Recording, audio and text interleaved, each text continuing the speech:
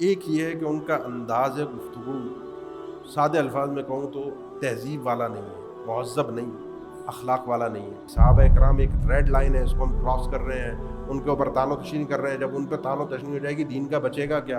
اوپر مرزا صاحب کا بڑا اعتراض ہے کہ جی جو مولوی ملا یہ چھپاتے تھے وہ دیکھو میں بتاتا ہوں، یہ تو صحابہ اکرام کی باتیں چھپاتے تھے، میں بتا رہا ہوں۔ ایک بھائی کا بھی سوال آیا تھا مرزا محمد علی جیلمی کے انجینئر، ان کے حوالے سے ان کی جو گفتگو ہے آج کل لوگ سنتے بھی ہیں، متاثر بھی ہیں، اور آج کل ان کے معاملات ذرا سوشل میڈیا پر زیادہ چل بھی رہے ہیں۔ بہرحال کبھی میں نے گفتگو کی نہیں ہے اس موضوع پر، نہ کرنے کی ضرورت تھی، لیکن بھائی نے ایک سوال کیا ہے کہ جی ان کے حوالے سے آپ کیا سمجھتے ہیں، کیا ہے، سننا چاہیے نہیں چاہیے، کیا ہے؟ لمبی چوڑی گفتگو کے بجائے میں صرف 3 باتیں عرض کر دوں جو خلاصہ ہے۔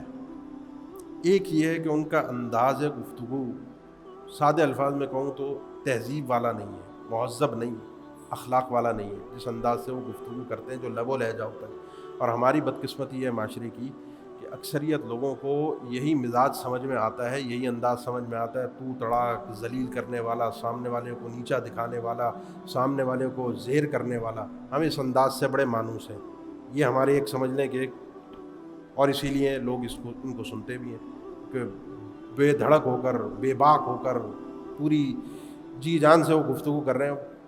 یہ تہذیب نہیں ہے اللہ کے نبی صلی اللہ علیہ وسلم کا، یہ اخلاق مشرکین کے ساتھ بھی نہیں تھا، کافروں کے ساتھ بھی نہیں تھا، باوجود اس کے کہ اللہ تعالیٰ نے حکم دیا یا ایھا النبی جاہد الکفار والمنافقین واغلظ علیہم، منافقین کے ساتھ بھی نہیں تھا۔ یہ اسلوب نبی کریم صلی اللہ علیہ وسلم کا نہیں ہے، یہ بدتمیزی والا لہجہ۔ دوسری چیز جو سب سے زیادہ خطرناک ہے وہ یہ ہے کہ ہمارے ہاں ایک قاعدہ ہے کہ جی ائمہ اکرام، علماء اکرام، محدثین، فقہاء اعظام، یہ انہوں نے دین کی خدمت کی ہے، ان کا آپس میں اختلاف ہو گیا، ہم کسی کی تقلید کی دعوت نہیں دیتے کہ آپ آنکھ بند کر کے کسی کے پیچھے چل پڑے، ٹھیک ہے نا؟ جو بھی بات کر رہے ہیں دلیل سے بات ہوگی۔ اس میں کچھ ائمہ کا رد بھی ہو جاتا ہے، ان کی باتوں کو آپ قرآن و حدیث کی روشنی میں چھوڑ بھی دیتے ہیں، شخصیت کے احترام کے ساتھ، کیونکہ ان کا مقصود دین کی مخالفت نہیں تھا۔ یہ اسی قاعدے کو لے کر آگے بڑھے، وہ بابے ان کا مذاق اڑاتے اس قاعدے کو لے جا کر پی آئی نہیں انہوں نے فٹ کیا صحابہ اکرام پر، اور صحابہ اکرام کے علمی معاملات پر نہیں بلکہ سیاسی معاملات میں، اور صحابہ اکرام کے ان معاملات پہ پھر انہوں نے جو تان و تشنیع صحابہ اکرام پر شروع کی، یہ ریڈ لائن تھی۔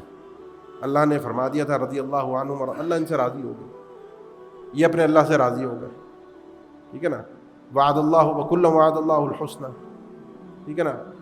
وَنَزَعْنَا مَا فِي صُدُورِهِم مِّن غِلٍّ، جب یہ جنت میں جائیں گے سیدنا علی بھی ہوں گے رضی اللہ تعالیٰ عنہ، سیدنا معاویہ بھی ہوں گے رضی اللہ تعالیٰ عنہ، انشاءاللہ یہ سب جنتی ہیں۔ ان کے سینوں میں اگر کچھ 19-20 ہوا بھی اللہ اس کو نکال دے گا۔ نمبر 2، میں کوئی ان کے اوپر حاکم بن کے تھوڑی نہیں بیٹھا کہ ان کے سیاسی معاملات میں، اختلافات میں میں فیصلے دوں، میں خدا بن جاؤں، ٹھیک ہے نا؟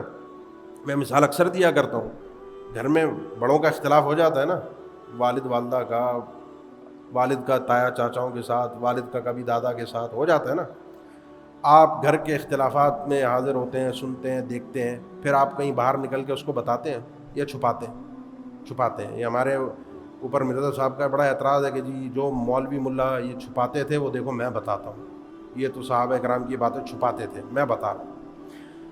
تو یہ جو گھر کی باتیں ہوتی ہیں، بڑوں کے اختلافات جو ہوتے ہیں، کوئی نکل کر باہر بتاتا ہے، جو تربیت یافتہ ہوتا ہے، جو نیک سیرت ہوتا ہے، جو سمجھدار ہوتا ہے، عقل مند ہوتا ہے، وہ آج اختلاف ہوا ہے کل صلح ہو جائے گی، اور ویسے بھی میرے گھر کا معاملہ ہے، میں باہر کیوں بتاؤں؟ اور اگر کوئی اس کس مزاج کا ہو نا کہ جو ادھر کی ادھر کرنے والا ہے، جو چوراہے پہ کھڑے ہو کے بتایا آج میرے ابا نے اماں کو یہ کہا، اماں نے ابا کو یہ کہا، ابا کا تایا سے یہ اختلاف ہوا، دادا نے ابا کو یہ کہا، اور پھر انہوں نے پلٹ کر یہ جواب دیا، دیکھو کوئی نہیں بتاتا، سب چھپاتے ہیں، میں تمہیں بتاتا ہوں۔ ایسے بچے کو، ایسے گھر کے فرد کو لوگ عزت کی نگاہ سے دیکھیں گے، اس سے مزے لیں گے، تو اکثریت مزے لیتی ہے۔ جیسے ان کے جو مخالفین شیعہ حضرات ہیں، روافض ہیں، وہ اسی لیے اچھالتے ہیں، مزے لیتے ہیں، دیکھو یہ ہے وہ جو نکال کے لا رہا ہے گھر کی باتیں۔ اور تیسرا جو مسئلہ ہے نا وہ یہی ہے کہ ان کا میلان اسی یہ بابوں وابوں کا مذاق اڑاتے اڑاتے صحابہ کرام پہ جب پہنچے تو میلان روافظ کی طرف، جس کو اہل بیت کی محبت کہتے ہیں. حقیقت میں اہل بیت کی محبت اس انداز کی نہیں ہے. اہل بیت اس اخلاق اور اقدار کے نہیں تھے، بدتمیز نہیں تھے، بد تہذیب نہیں تھے، ناشائستہ گفتگو نہیں کرتے تھے، مخالف کو اس انداز سے رسوا نہیں کرتے تھے.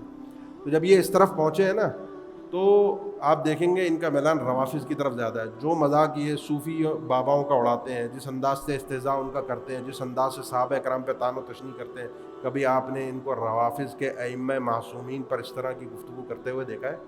وہ جو 12واں امام ان کا غائب ہے اس کے حوالے سے کبھی استہزاء کرتے ہوئے دیکھا ہے؟ مہدی کے حوالے سے کہتے ہیں ہاں چلو بس اتنی بات کرو، شیعہ سنی سب متفق ہیں. وہ ایک لمبا موضوع، ایک بات کو کیا جائے. خلاصہ یہ 3 پوائنٹ ہیں. ان 3 پوائنٹ کی بنیاد پر وہ جو باتیں ہیں ان کی جتنی بے باکی ہے، ان کی جتنی وہ خدمت کہہ لیں، جو کچھ بھی کہہ لیں، جو سمجھنے والا جو سمجھتا ہے، لیکن کہنے کا مقصود یہ ہے کہ یہ 3 باتیں ایسی ہیں جو خطرناک ہیں، ہمیں بدتمیز بھی بنا رہی ہیں، ہم میں وہ بے باکی لا رہی ہیں جو ہونی نہیں چاہیے، جو اللہ کے نبی وسلم کی تربیت نہیں تھی. صحابہ کرام ایک ریڈ لائن ہے، اس کو ہم کراس کر رہے ہیں، ان کے اوپر طعن و تشنیع کر رہے ہیں. جب ان پہ طعن و تشنیع ہو جائے گی دین کا بچے گا کیا؟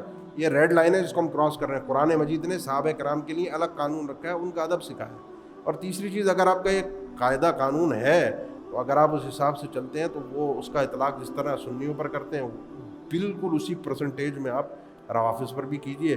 تو پھر چلو کچھ سمجھ میں آئے گا کہ آپ ان کی طرف مائل نہیں ہیں. یہ بہرحال لمبی بات ہونے سے بہتر تھا، یہ 3 پوائنٹ کے اندر میں نے خلاصے میں ذکر کر دیا. اللہ ہمارے ایمانوں کی حفاظت فرمائے. السلام علیکم ورحمۃ اللہ وبرکاتہ.